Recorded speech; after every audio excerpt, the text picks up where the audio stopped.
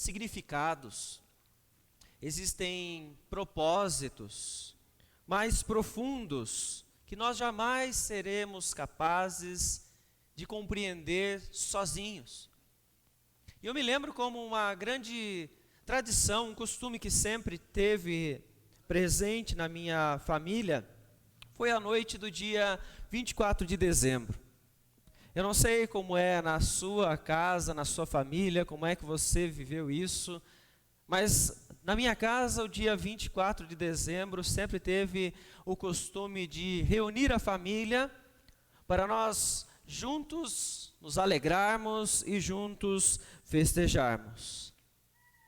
Era montada sempre a árvore de Natal, uma árvore onde tinha bolinhas coloridas. Todo o tempo na nossa casa, na casa dos meus pais, nós tivemos este costume. Eram luzes, era estrela, eram grandes enfeites, e sempre nós tivemos o costume de deixar embaixo da árvore os presentes. E como criança, que criança não gosta de presente? Né? Nós olhávamos a árvore, era um presente que um tio trazia, um presente que o outro trazia, que a mãe trazia, e nós juntávamos ali embaixo. E ficava aquela monte de coisas, todas as crianças queriam saber o que é que tinha ali. Então, às vezes, escondidos, nós chegávamos ali, pegávamos aqueles embrulhos, tocávamos, às vezes chacoalhávamos para ver o que é que tinha dentro, porque a gente queria saber o que que era. De quem era o quê? Às vezes até tinha um nome marcado ali para a gente saber de quem que era, porque eram muitos primos. E nós gostávamos muito deste momento. Mas não eram só os presentes, só a reunião. Tinha, como eu falei, um momento de alegria, né? Era com comida. Nós nos juntávamos à mesa. Sempre foi assim. Minha mãe sempre fez, minha mãe e meu pai sempre tiveram este costume, então, de nós reunirmos para depois da meia-noite. Nós nunca fazíamos antes. Depois da meia-noite, nós então comíamos, festejávamos, brindávamos. Sem falar dos momentos quando a gente podia revelar amigo secreto. Era uma tradição. Era um costume que nós então fazíamos na nossa casa, mas que, com o passar dos tempos, eu percebi que aquela tradição, ela tinha um algo mais, um significado mais profundo, um propósito ali naquele momento que sozinho eu não fui capaz então de compreender. E isso começou a vir na minha mente. Para que existiam esses momentos? Para que toda aquela festa? Para que toda aquela troca de presentes? O que é que nós estávamos fazendo naquele momento? Ao longo de um bom período foi impossível eu entender o que é que tinha por trás de tudo aquilo, que simbolicamente então tem um grande significado. Nós podemos dizer então que existem propósitos mais profundos que nós não somos capazes de entender sozinhos. A noite de Natal, ela jamais deveria ser feita apenas como uma festa das famílias. Se elas não se recordarem, e se elas não louvarem, então aquele a quem simbolicamente nós estamos ali reunidos para celebrar o seu nascimento, Jesus Cristo, o nosso Senhor. Eu demorei para entender isso. O que tinha por trás de toda aquela festa, de todos aqueles presentes. E entender que nada daquilo era essencial. Nada daquilo era necessário. O propósito maior era lembrar então o que aquele símbolo significava. Então todos nós podemos dizer que existe muito conhecimento. Existem muitas coisas que nós ouvimos, nós lemos, até mesmo que nós fazemos, como as tradições, que nós não sabemos o que tem por trás. Nós não entendemos muitas vezes com tanta profundidade. Porque existe um conhecimento de profundidade que nós não somos capazes de entender se aquilo não for revelado a nós. O próprio vislumbre do extraordinário, dos milagres de Jesus, como nós temos falado aqui aos domingos, ele tem um propósito. E esse propósito, ele precisa ser decifrado. Qual é para você a verdadeira mensagem que os milagres contêm? Nós vamos falar então esta noite sobre o objetivo. O objetivo dos milagres, realizando então a leitura do texto do Evangelho de Mateus, no capítulo de número 9, do versículo 1 até o versículo de número 8. Abra comigo, por favor, para você acompanhar essa leitura. Evangelho de Mateus, capítulo de número 9, do versículo 1 até o versículo de número 8.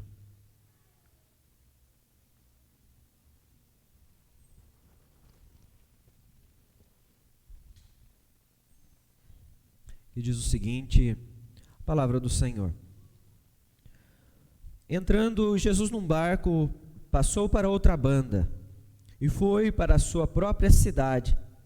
E eis que lhe trouxeram um paralítico deitado num leito. Vendo-lhes a fé, Jesus disse ao paralítico: tem bom ânimo, filho, estão perdoados os teus pecados. Mas alguns escribas diziam consigo: este blasfema. Jesus, porém, conhecendo-lhes os pensamentos, disse: por que cogitais o mal no vosso coração? Pois qual é mais fácil dizer: estão perdoados os pecados, ou dizer: levanta-te e anda? Ora, para que saibais que o Filho do Homem tem sobre a terra a autoridade para perdoar pecados, disse então ao paralítico: levanta-te, toma o teu leito e vai para a tua casa. E levantando-se, partiu para a sua casa. Vendo isto, as multidões, possuídas de temor, glorificaram a Deus, que dera tal autoridade aos homens. Vamos orar mais uma vez? Querido Deus, em nome de Jesus, diante, mais uma vez, nesta noite, da exposição da Tua Palavra, nós clamamos pelo agir do Teu Espírito Santo sobre nós. Como cantamos aqui, ó Deus, louvamos ao Teu santo nome, pedimos que o Senhor venha vivificar a cada um de nós. Venha nos encher com Teu Santo Espírito, pelo conhecimento da Tua Palavra neste momento, ó Pai. Venha, Deus, se revelar a nós, ó Deus, através desta explanação, que o Senhor nos fortaleça. Fale aos nossos corações, ó Deus, para nós voltarmos para a nossa casa, encerrarmos esta reflexão, totalmente diferentes, ó Deus, de como estávamos quando começamos, ó Pai. É no nome de Jesus, ó Deus, que nós oramos, e desde já nós agradecemos ao Senhor. Amém, Senhor Deus. Irmãos, nós podemos então observar que a leitura dos evangelhos, ela deve ser sempre feita com muita atenção. Porque a maior parte das pessoas, elas têm o costume de ler as histórias que estão nos evangelhos. Então a maior parte de nós já conhece muitas dessas narrativas. E por conta disso, quando você lê mais uma vez, quando você ouve sobre ela mais uma vez, muitas vezes você já não tem tanto interesse, porque eu já ouvi uma pregação sobre isso, eu já ouvi pessoas falarem sobre aquilo. E existem detalhes nos textos que por conta disso, nós às vezes deixamos passar desapercebido. E então perdemos grandes conclusões, grandes ensinos que o Senhor tem a trazer para nós na sua palavra. Então veja, a cura do paralítico, ela é uma história conhecida pela maior parte daqueles que frequentam igrejas, daqueles que leem a palavra do Senhor. Muitas pessoas então já ouviram sobre aquela situação, ouviram o que aconteceu, sabem os detalhes de como aquele homem chegou diante de Jesus. Quando nós ouvimos uma história como essa, você pode observar então que alguns, ao questionarem o que estava acontecendo naquele momento, algumas pessoas contariam que nessa narrativa existem pelo menos 6 pessoas.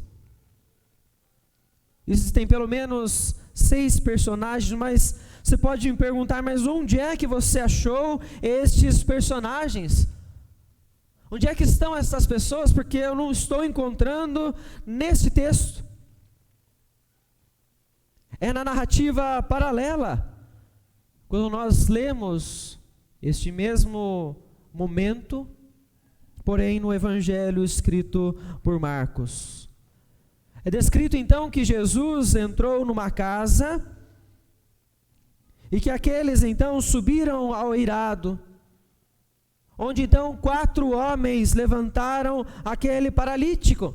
Marcos traz alguns detalhes a mais sobre o momento de como aquele homem chegou até ali. Quem levou aquele homem até ali? Quantas pessoas fizeram isso? Então eram 4 amigos, o paralítico e Jesus. Por isso eu coloquei o número de 6 pessoas, pelo menos, que estavam ali. Mas Mateus, o Evangelho de Mateus, registra para nós um milagre. Nós clamamos ao Senhor por milagres. Nós clamamos ao Senhor por cura. Nós clamamos ao Senhor por emprego, por sabedoria, por algo que está além da nossa capacidade. Mas o que é mais importante quando Deus atende a um pedido que nós fazemos? O que é que mais importa naquele instante que o Senhor realizou uma grande cura, que Ele realizou um milagre, que o vislumbre do extraordinário foi visto diante dos teus olhos? É somente aquilo que Ele realizou? A palavra do Senhor nos mostra que este detalhe, apesar de extraordinário, ele se torna secundário. Porque o mais importante é quem o fez e o que ensinou. Porque Deus realiza milagres com um objetivo. Há um propósito mais profundo em cada milagre que o Senhor realiza, que muitas vezes, por conhecer as narrativas, já por várias vezes que você leu, você ouviu pregações, você deixa passar. Você traz o foco somente naqueles detalhes que são claros, que aconteceram, mas que muitas vezes são superficiais e que não é o objetivo maior. Mateus, então, neste evangelho, nós vemos sendo registrados os fatos de maneira mais condensada. Ele omite os personagens, o que você não vê acontecer em Marcos. Marcos coloca os detalhes, onde eles subiram, foi no eirado, desceram ele dessa forma. Mateus omite esses personagens, porque o milagre não é importante por causa dele mesmo, mas por causa da mensagem que ele contém. Portanto, ser mais objetivo, como nós observamos neste texto, neste momento, não traz problemas ao texto, desde que o principal seja então preservado. Veja comigo então o versículo de número 1, o que está acontecendo na narrativa. E se você já viu essa narrativa em outros momentos, eu peço que você se permita analisar novamente o texto, versículo por versículo, para nós aprendermos a profundidade que ele traz para nós neste momento.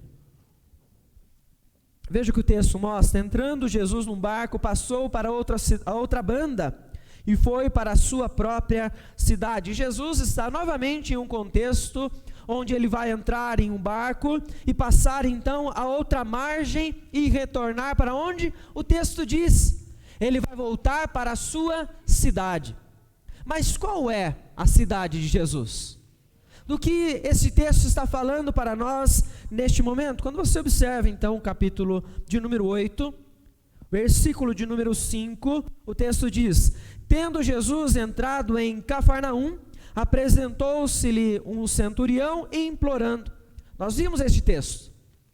O texto então onde o Senhor Jesus curou o servo deste centurião, realizou um grande milagre. Versículo de número 18, o texto diz: vendo Jesus muita gente ao seu redor, ordenou que passassem para a outra margem. Ele ordena então que eles passem, ele vai com seus discípulos para a outra margem. Próximo então de Cafarnaum, só existia o mar da Galileia para ser atravessado a barco. Então, o qual o lado que estava oposto àquela cidade? O que é que o território está mostrando para nós? É a cidade de Gadara, ou em algumas versões, Gerasa, que você vai encontrar então no versículo de número 28, fazendo referência aos gadarenos, ou dependendo da versão, os gerazenos. Jesus então foi para o outro lado, retornando, portanto, para Cafarnaum, a sua cidade. Versículo de número 1 do capítulo 9, entrando Jesus num barco, passou para outra banda. Então, se ele estava em Cafarnaum, foi para um lado, foi para Gadara e voltou para o outro lado. Ele voltou para a sua cidade, Cafarnaum. Você pode estar se questionando, mas a cidade de Jesus não é Cafarnaum. Lembre-se comigo então, quando o Evangelho ele traz para nós, ao longo de toda a narrativa, na construção, no capítulo de número 2, que Jesus nasceu em Belém da Judéia. Jesus então, junto com os seus pais, fogem para o Egito, em Mateus capítulo 2, versículo 13, por causa da ameaça de Herodes. Quando Herodes morre, Mateus capítulo 2, versículo 23, eles passam a habitar em Nazaré. Mas no capítulo de número 4, versículo de número 13, quando Jesus sabe da prisão de João Batista, ele deixa Nazaré e passa a morar então em Cafarnaum. Agora então eles estão em Cafarnaum, na cidade de Jesus, aonde ele está morando. E trazem então até Jesus um homem deitado em um leito, em uma maca, porque este homem, ele era paralítico. Se você for imaginar essa circunstância, se colocar no lugar deste homem, talvez você e eu tenhamos dificuldade de entender o que ele sentia. O que é que um homem paralítico pensa? Porque eu e você, ou a maior parte de nós, tem liberdade. Nós estamos livres para ir e vir. Nós estamos livres para fazer o que nós queremos. A maior parte de nós tem esta possibilidade. Então talvez seja difícil você se colocar no lugar daquele homem. Mas uma coisa nós todos sabemos, ele não tinha condições de realizar uma simples tarefa do dia a dia, que para nós é algo muito corriqueiro por causa das suas limitações. Talvez ele não pudesse nem sair de um lugar para o outro, para ir, porque ele quer tomar um ar, porque ele quer olhar o sol, olhar a paisagem. Talvez ele não conseguisse fazer isso sozinho. Ele precisava então de ajuda, ele dependia dos outros para ele fazer uma tarefa simples. E como é que se comporta então o coração de alguém que está nessa situação? Eu não sei se você já ficou doente ao ponto de ficar acamado. Eu não sei se você já passou por uma circunstância em que você teve que ficar fechado dentro da sua casa. Talvez você tenha passado uma circunstância ao longo desta pandemia que você precisou, por conta do contágio, você ficou sozinho, não se relacionou mais com sua família. É natural que alguém então que viva numa circunstância como este homem, alguém que passe por uma situação como essa, falte a ele coragem, falte a ele ânimo para viver, pela dificuldade que ele sente. Ele dependia das pessoas para fazer coisas simples.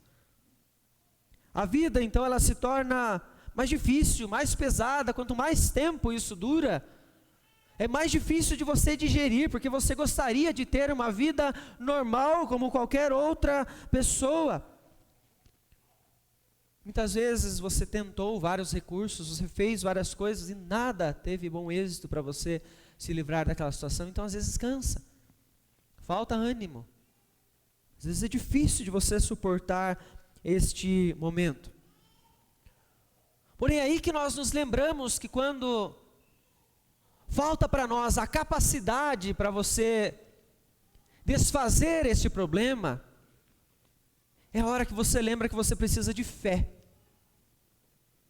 Você precisa, como o texto de Hebreus capítulo 1 diz, da certeza nas coisas que se esperam e a convicção em fatos que você não pode ver, a fé.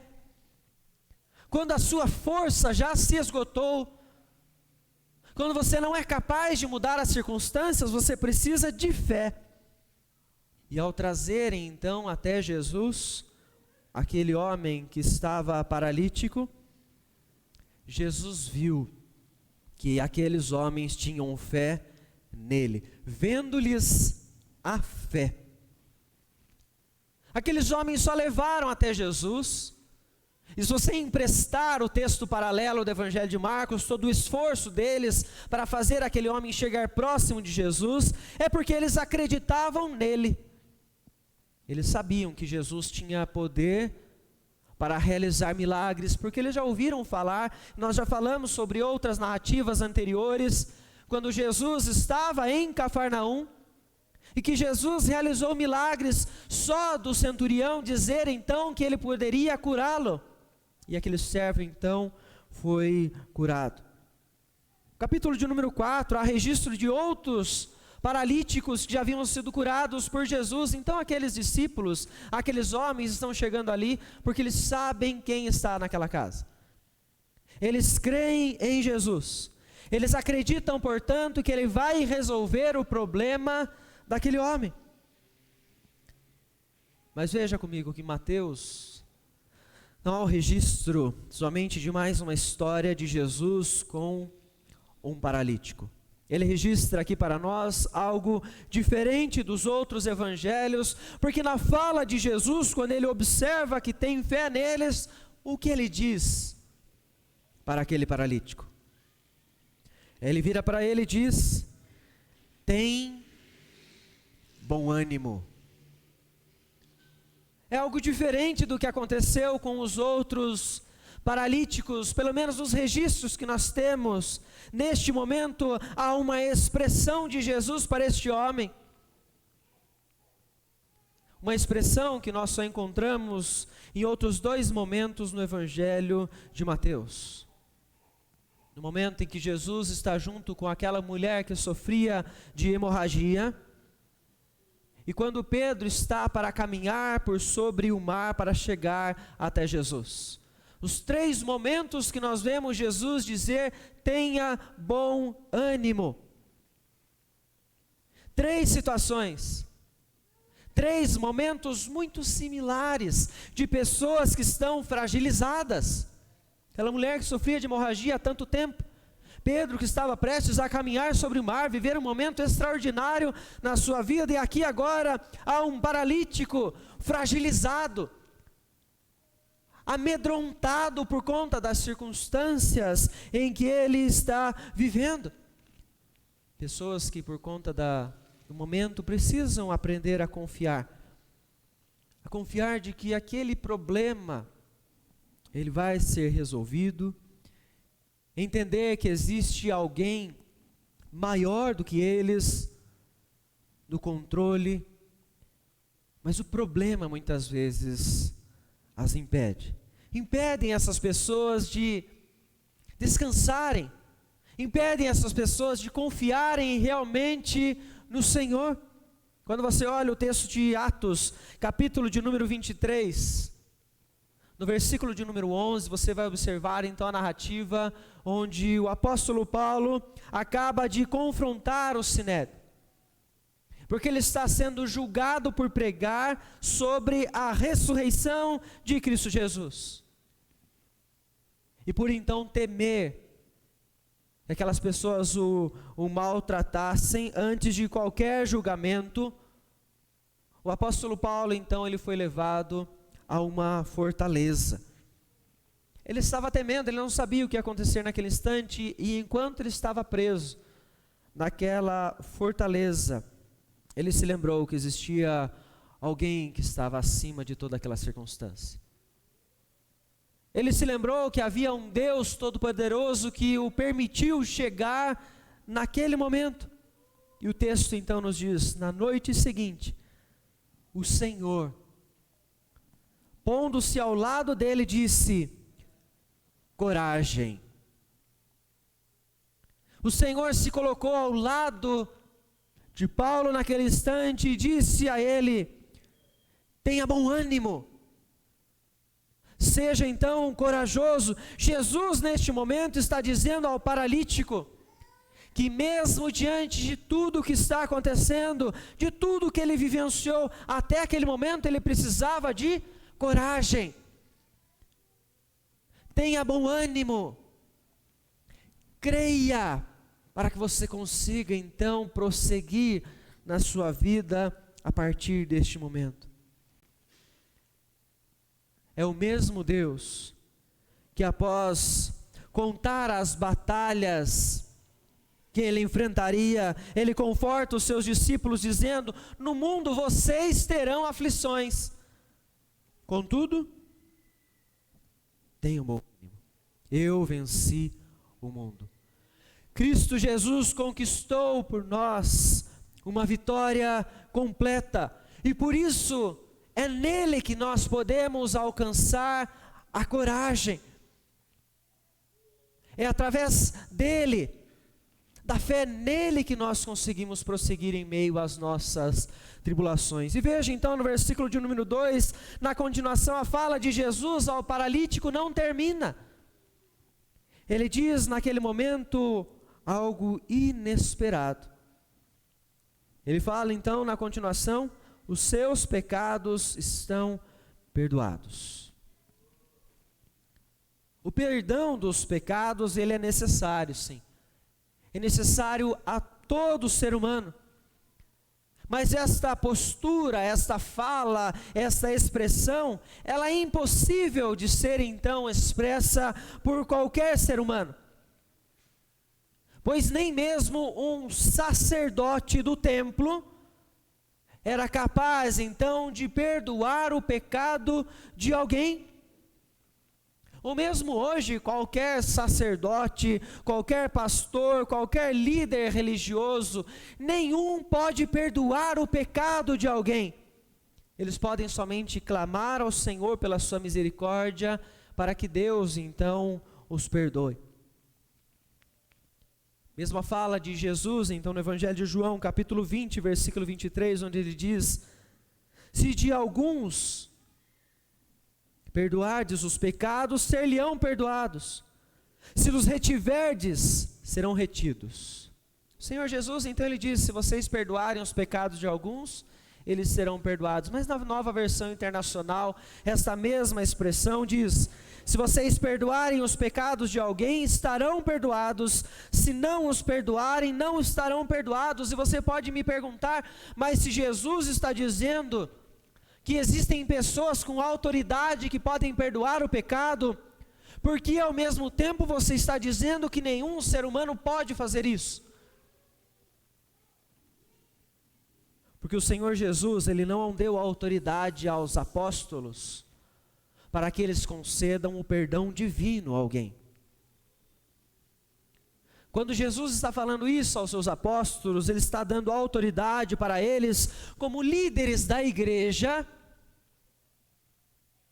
para então declararem o juízo de Deus sobre qualquer pessoa, como parte da igreja, por causa de um pecado cometido.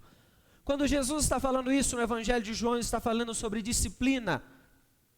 Ele está falando sobre disciplina eclesiástica e não sobre o perdão divino sobre as pessoas. Então, quando ele diz: se vocês perdoarem os pecados de alguém, eles estão perdoados, ele está dizendo a vocês, apóstolos, a vocês, líderes da igreja, quando se reunirem para analisar sobre o pecado de alguém e observarem que este pecado não aconteceu, e vocês dizerem: essa pessoa está perdoada por isso, ela está perdoada porque não há culpa sobre ela. É a autoridade. A autoridade, então, como líderes da igreja, e não como aqueles que podem dar o perdão divino a alguém, porque ninguém pode. Nenhum sacerdote, de nenhuma igreja, de nenhuma instituição, nenhum pastor, nenhum líder, nenhum que se auto-intitule apóstolo nos nossos tempos, apesar da palavra já nos ensinar que eles não existem mais, ninguém pode dar o perdão divino a outra pessoa. Caso contrário, então, nós estaríamos entrando em conflito com aquilo que o Senhor mesmo diz por intermédio do profeta Isaías: eu mesmo sou o que apago as tuas transgressões, por amor de mim, e dos teus pecados não me lembro. É Deus quem faz isso. É somente o Senhor quem pode apagar as nossas transgressões, não lembrar dos pecados, porque nós o cometemos contra Deus, contra o Senhor. Então a autoridade de perdoar pecados, ela é divina e não humana. Nenhum de nós tem esta autoridade. Nenhum de nós pode chegar para o outro e dizer: os seus pecados diante de Deus estão perdoados. É Deus quem perdoa. É Deus quem conhece o seu coração quando você clama pelo perdão dos seus pecados. É Deus quem sabe da sinceridade quando você está fazendo isso ou não. E é portanto Ele, no relacionamento com você ou comigo, que nos perdoa ou não, dependendo da sinceridade do nosso coração. Então é Ele quem é misericordioso, é Ele quem pode agir com compaixão, é Ele quem pode lançar o nosso pecado no mais profundo abismo e não se lembrar mais dele. Ele não joga na nossa cara todos os dias nossos pecados, quando eles foram já perdoados. Foi perdoado, acabou. Aquilo que estava no seu passado já não te atormenta mais, porque Deus já te perdoou. É Ele quem pode fazer isso por nós.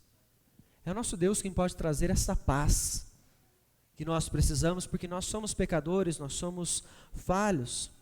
Mas veja então que Jesus faz tal afirmação, e isto vai gerar então uma reação entre aqueles que estão ali junto com ele naquela casa.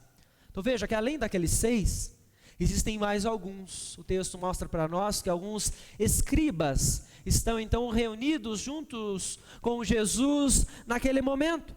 São os homens conhecedores da lei. Por isso essa expressão, eles sabiam do Antigo Testamento, eles conheciam as profecias, eles conheciam o que sacerdotes podiam fazer, eles sabiam o que os profetas podiam fazer, eles sabiam da lei. E eles estão diante de Jesus, e ao ouvirem esta afirmação de Jesus, eles ficam indignados.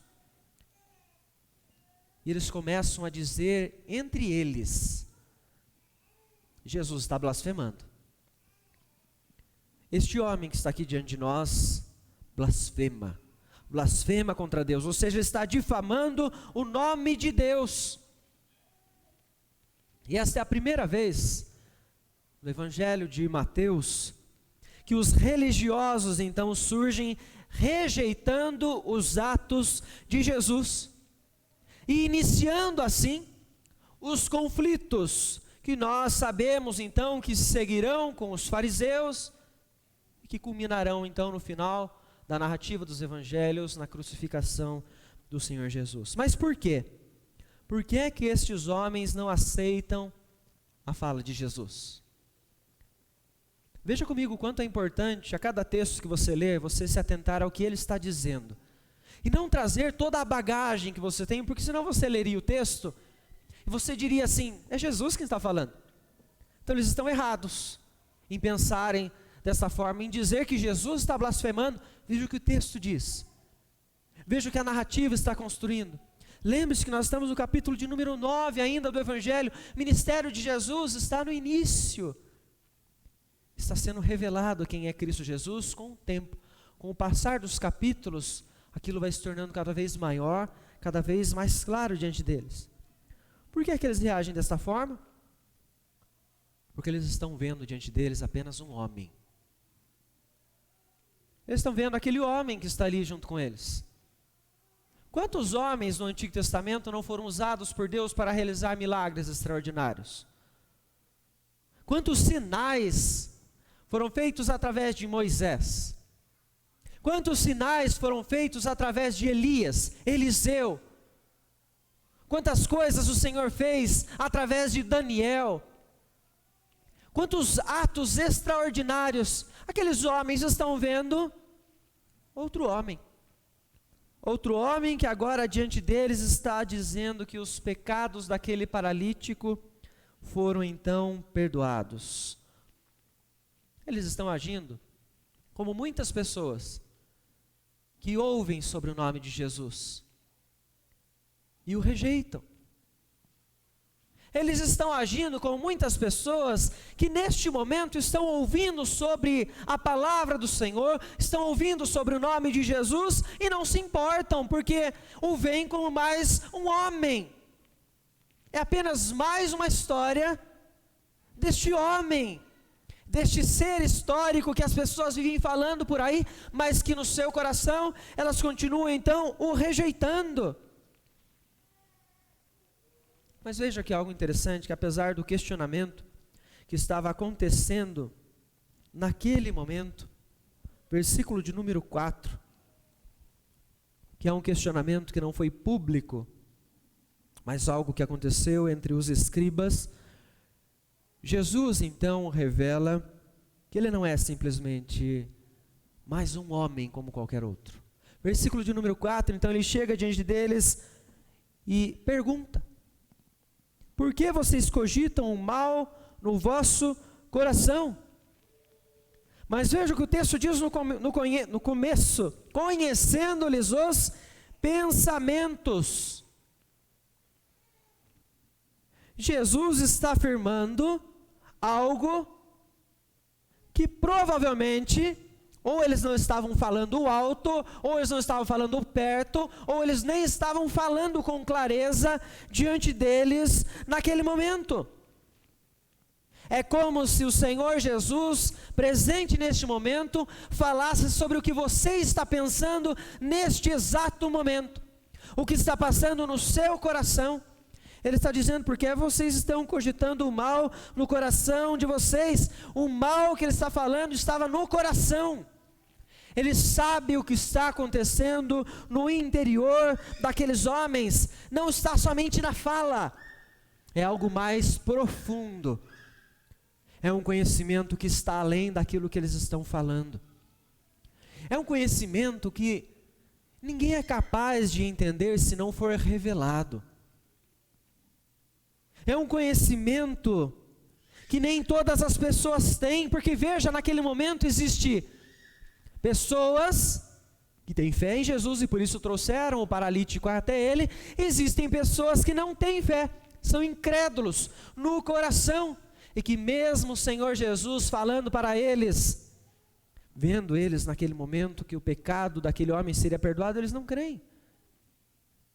Veja que há dois grupos de pessoas: aqueles que creem e aqueles que são incrédulos. É algo interessante que está acontecendo aqui, que no Evangelho de João, no capítulo de número 2, no versículo de número 24, ele diz para nós: mas o próprio Jesus não se confiava a eles porque conhecia a todos. O Evangelho de João, então, ele preenche para nós esta doutrina que está sendo mostrada para nós neste momento. Ele diz para nós que Jesus conhecia a todos, por isso ele não se confiava a eles. Ele sabia que no meio da multidão, muitos eram incrédulos, muitos eram agentes de Satanás que estavam no meio deles. O Evangelho de João, no capítulo 2, nos diz isso, e no capítulo de número 6, no versículo 64, diz: contudo, Jesus diz: há descrentes entre vós, pois sabia desde o princípio quais eram os que não criam e quem o havia de trair. Olha que maravilhoso esse texto para nós. Ele está dizendo então que Jesus, que estava junto com os discípulos, junto com a multidão, ele sabia que dentre aquelas pessoas nem todos o amavam, nem todos acreditavam nele, que até mesmo entre aqueles que se diziam discípulos, ele sabia quem era aquele que desde o princípio iria então o trair. E a minha pergunta para você é: como é que isso é possível sair de um ser humano simples? Dessa palavra ser dita por um homem qualquer, alguém que é capaz de falar do que está no coração das pessoas. É porque não é possível. É porque nós não estamos falando de um homem qualquer. Nós não estamos falando de mais um ser humano que foi usado por Deus como um grande servo. Nós estamos falando aqui de um homem diferente dos demais. um homem como o qual nunca houve em toda a história da narrativa bíblica, porque Jesus demonstra características que pertencem apenas a Deus. Ele revela um conhecimento que ser humano nenhum é capaz de ter por si próprio. Porque o próprio Deus, então, encarnou em forma humana. Quando ele foi gerado pelo Espírito Santo no ventre de Maria, e nesse instante ele se esvaziou de si mesmo, conforme afirma o apóstolo Paulo aos Filipenses. Mas quando eu digo que ele se esvaziou de si mesmo, não significa que ele deixou os seus atributos divinos. Ele não deixou de ser Deus para então ser homem. E então em alguns momentos ele voltou a ser Deus. Não. Jesus, em todo o seu ministério, em toda a sua vida, ele era 100% Deus e 100% homem, em todos os momentos. Quando nós afirmamos então que ele se esvaziou de si mesmo, é porque ele abriu mão da sua glória, da glória que ele tem por ser Deus.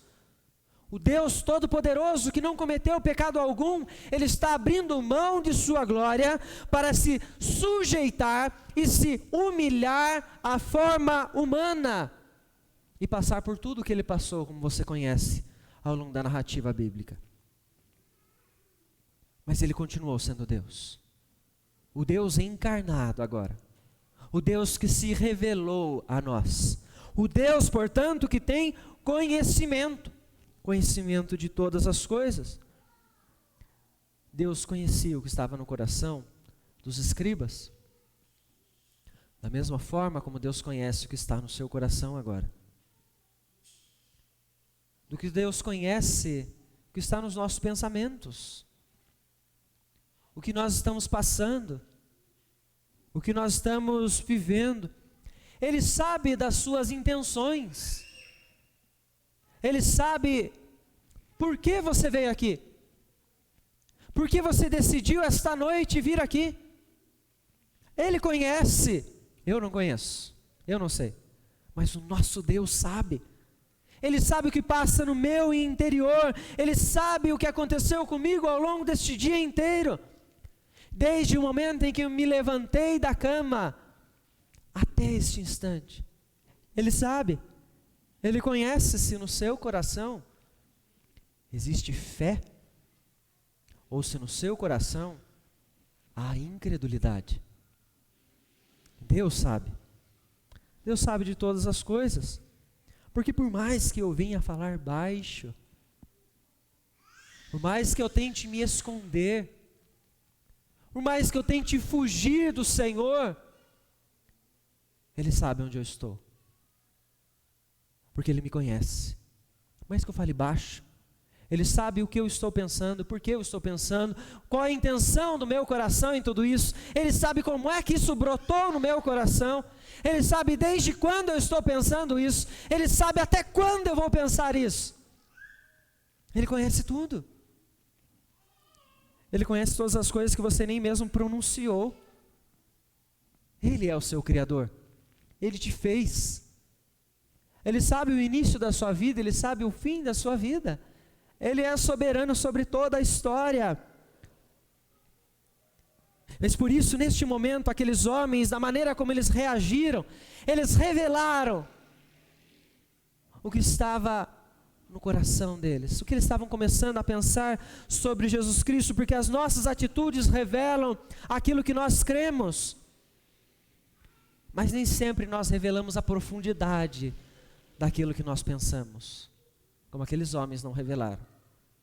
Não revelaram toda a incredulidade, porque eles eram escribas. Eles acreditavam na lei.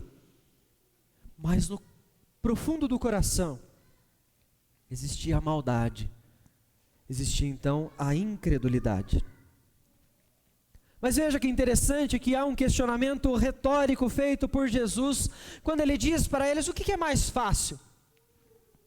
Dizer estão perdoados os teus pecados, ou dizer então levante-se e ande? Ou seja, era uma pergunta que para aquelas pessoas era óbvia a resposta. Podemos pensar que afirmar os seus pecados estão perdoados seja mais fácil porque é algo que não podemos ver. Você poderia dizer isso comigo? Mas nós temos que lembrar diante de quem que eles estão. Quem é que estava falando sobre Jesus naquele momento? São escribas.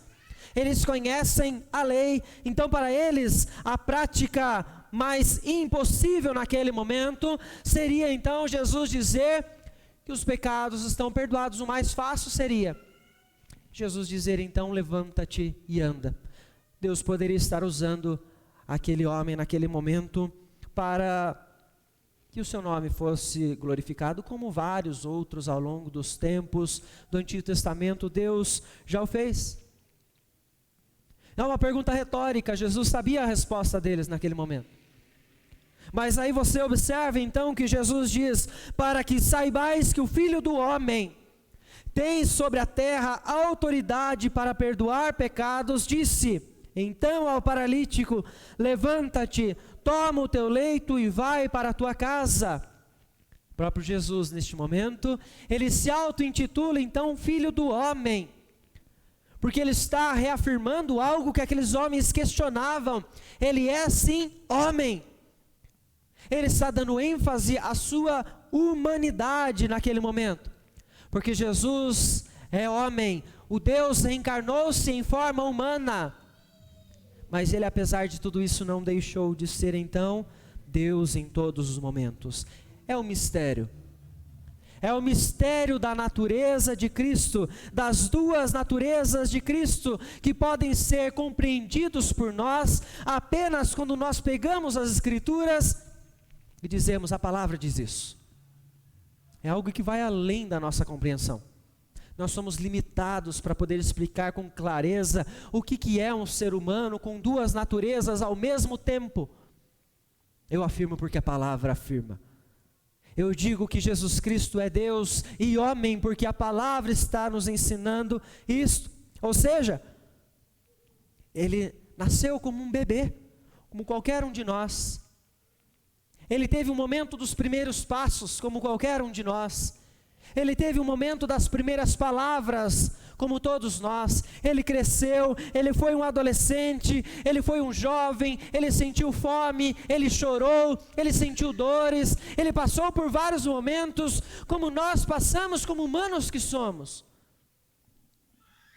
Ele trabalhou como um carpinteiro, sentiu dores, foi humilhado, até então a sua crucificação. Ele vivenciou todos aqueles momentos com dor. Houve um escárnio diante dele. Ele era tão humano que a palavra do Senhor nos mostra que aqueles que conviveram com ele na Galileia não entendiam a sua divindade. Eles falam: não é este o filho de José? Não é este o carpinteiro? Ele era tão humano como nós, que era difícil deles conseguirem entender a grandeza daquele que estava diante deles naquele momento. Até a sua morte e ressurreição, até mesmo seus discípulos, alguns tinham dificuldade de compreender quem era ele. O mesmo homem que, quando João teve a revelação do Apocalipse, ele foi visto no meio dos candeeiros com vestes talares.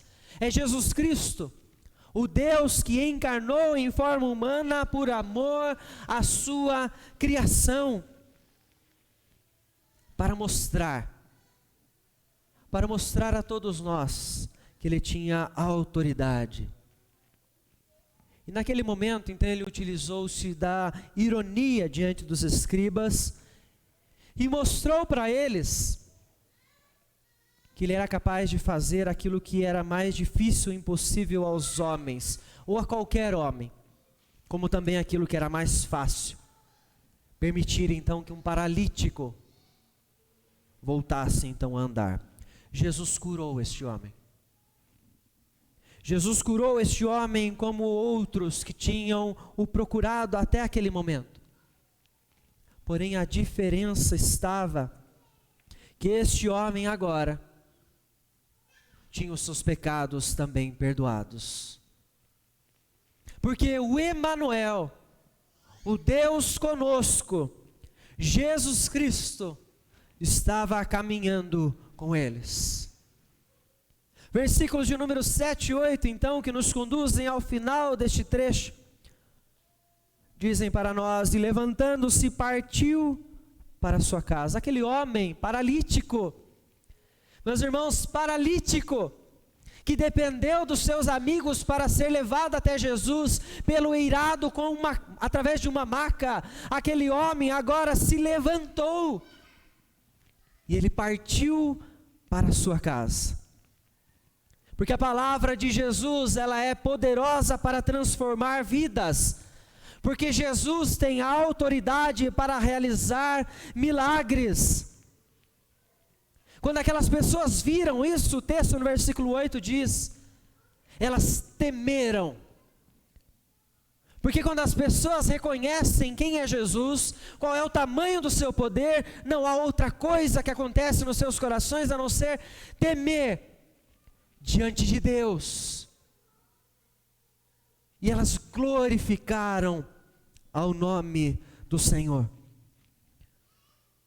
Porque nós devemos temer aquele que tem autoridade para curar e para perdoar os pecados. Assim, então, eles glorificaram a Deus pelo que eles acabaram de ver, porque Deus realiza milagres com um único propósito: a sua própria glória. Deus realiza milagres para que o seu próprio nome possa ser temido e possa ser glorificado por todas as pessoas. Todos nós podemos dizer que existe muito conhecimento que nós não somos capazes de entender se aquilo não for revelado a nós. Existe muita coisa que nós ainda não sabemos. Existem coisas com muita profundidade que nós ainda precisamos aprender. Existem coisas que ainda precisamos reforçar em nós. Você pode pensar diante de nós agora nesse momento e falar assim: nossa, mas eu tenho já 20 anos, 30 anos, 50 anos de igreja, mas todos nós precisamos aprender mais, porque o Senhor ainda há de se revelar a nós com mais profundidade. Coisas que nós não podemos entender sozinhos. Existia uma profundidade nesse texto que nós não éramos capazes de encontrar ela sozinho. E que você, quando leu este texto várias e várias vezes, você que já sabia dessa história, você nesta noite vislumbrou-se com o extraordinário de Deus. Porque Ele revelou a você detalhes que talvez você não tinha observado, porque Deus falou aos nossos corações. O próprio vislumbre do extraordinário nos milagres de Jesus tem então um propósito que precisa ser decifrado. O objetivo dos milagres não está em si mesmo. Não está no fato de simplesmente Deus curar, ou de alguém não ser mais paralítico, mas o objetivo dos milagres era revelar a sua presença pelas palavras de encorajamento naquele instante, a superioridade pelo conhecimento profundo das verdades que Jesus tinha, o que estava no coração daqueles homens, e a autoridade que Ele tem, pelo seu poder de curar física e espiritualmente qualquer pessoa, perdoando os seus pecados. Porque Deus realiza milagres para a sua glória somente. Este é o grande objetivo pelo qual o Senhor então faz maravilhas. Por isso, meus queridos, tenham bom ânimo. Não deixem de crer. Não deixem de confiar.